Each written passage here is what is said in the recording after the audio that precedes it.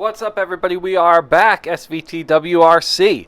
Today, checking out this Pro Shot from Boston, Massachusetts. iPhone XR and iPhone XS Max underwater case.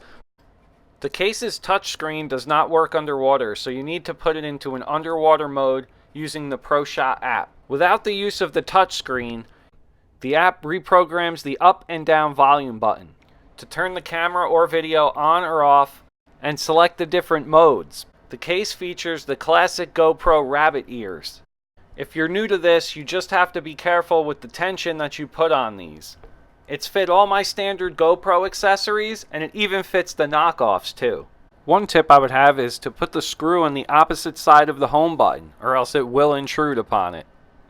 The foam grip floats, but if you're serious about diving, I would get a different lanyard.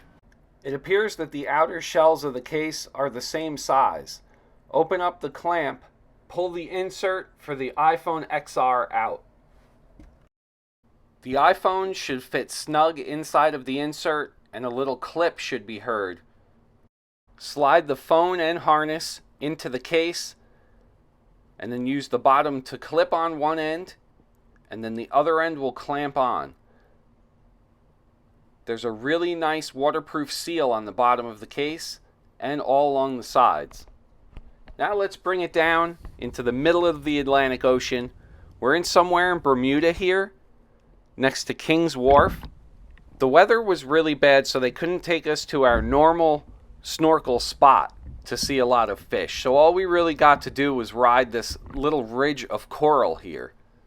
Not too much exciting, but it was still cool to get under the water. Now remember, you're not taking these cases anywhere seriously deep.